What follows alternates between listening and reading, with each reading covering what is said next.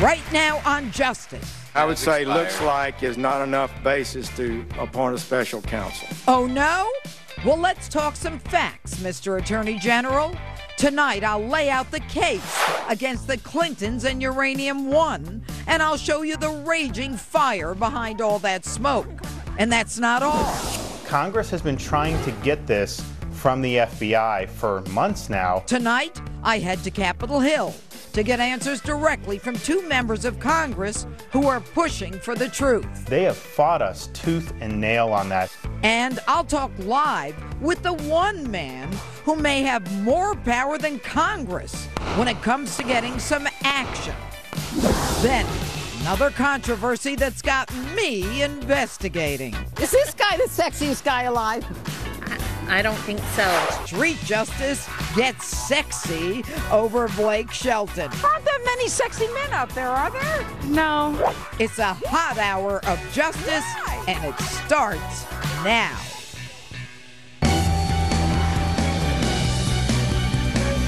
Hello and welcome to Justice. I'm Jeanine Pirro. Thanks for being with us tonight. If you didn't believe that the deep state existed after watching Attorney General Jeff Sessions testify before Congress this week, you should now. I don't know what the problem is, but I'm telling you, there is one. When Russia sells 20% of America's uranium, when the Clinton Foundation gets $145 million, when Bill gets a $500,000 speaking fee from the Kremlin-connected company financing the deal, when Buddy Barack allows Bill to meet with the head of the Russian Nuclear Energy Commission, and the Obama administration's Committee on Foreign Investment approves the sale, tone deaf to the concerns of Republican national security experts. No surprise, 7 of the 9 CFIUS members who approved the sale are connected to the Clinton Foundation. There's a problem, folks, and that problem needs to be investigated. So what's the problem? Why isn't this in front of a grand jury? Why no special counsel? Why is it so difficult for Jeff Sessions to answer a straight question? Why does it appear he's not even clear on whether and what he's recused from? Take a look. Do you have the authority today, subject to your recusal, to appoint a special counsel to investigate the Uranium One matter? I believe I do.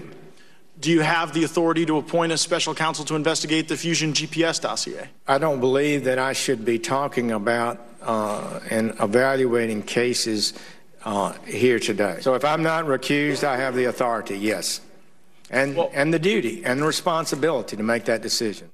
And why does it take him months to respond to a congressional oversight committee? His response wouldn't even need to be made public.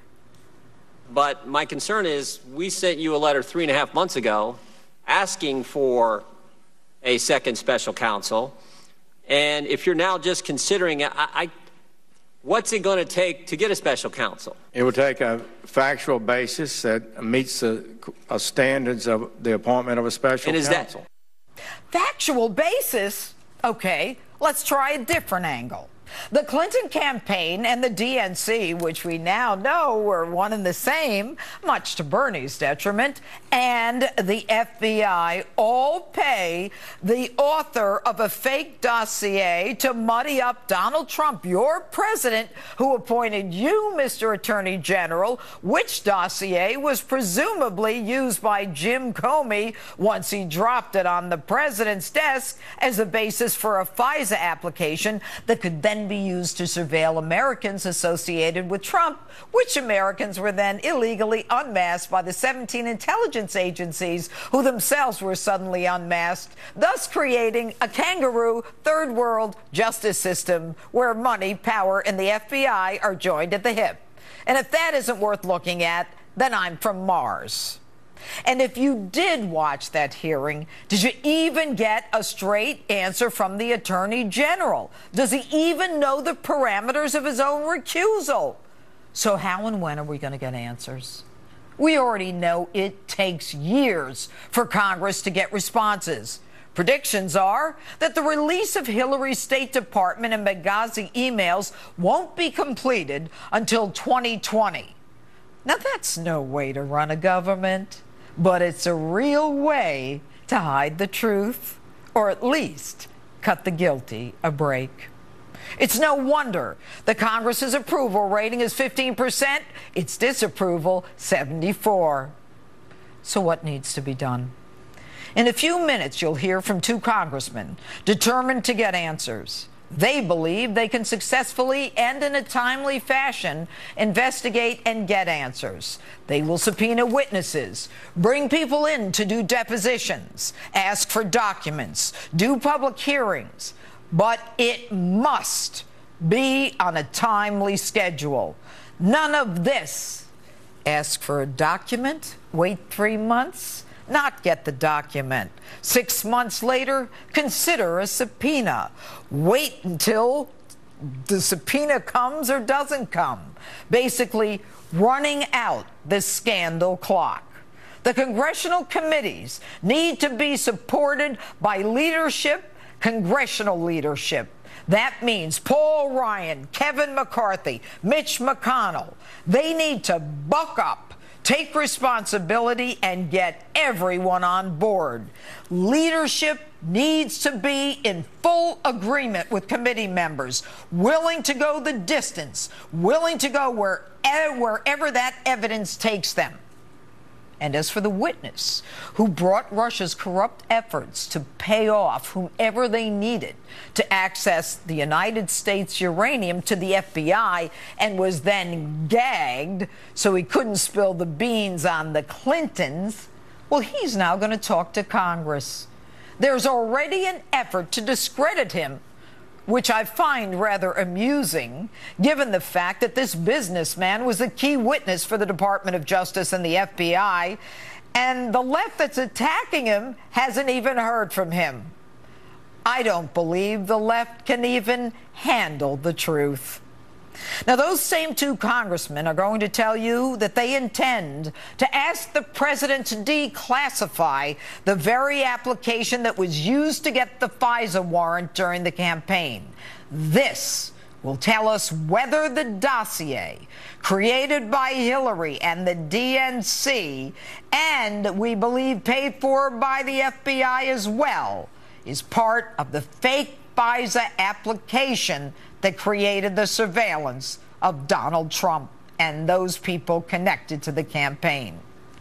So to those who say another special counsel serves no purpose, this must stop, I say baloney. I say law and order and truth and justice are the very foundations of this republic. And I am tired of the powerful and the Clintons being above the law that each and every one of us must follow.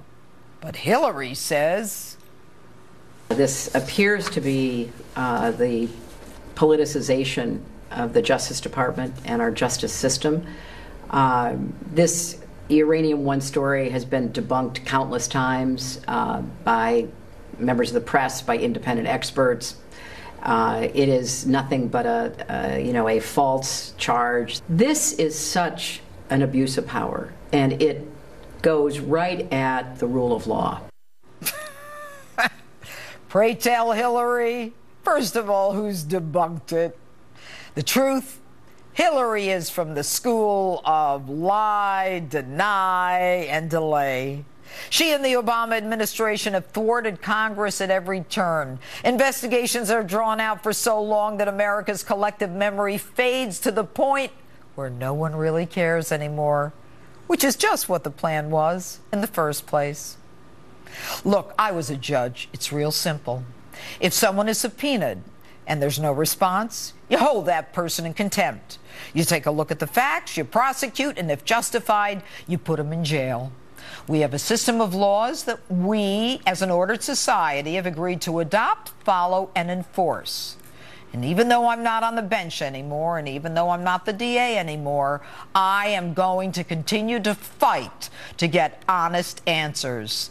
I don't like when people lie, and I don't like when people try to take advantage of others. Now, I'm going to tell you, my audience, I've gotten some major pushback from people, but I'm still a believer. I still believe in truth and justice. The Department of Justice is the last resort, and I'm still a believer.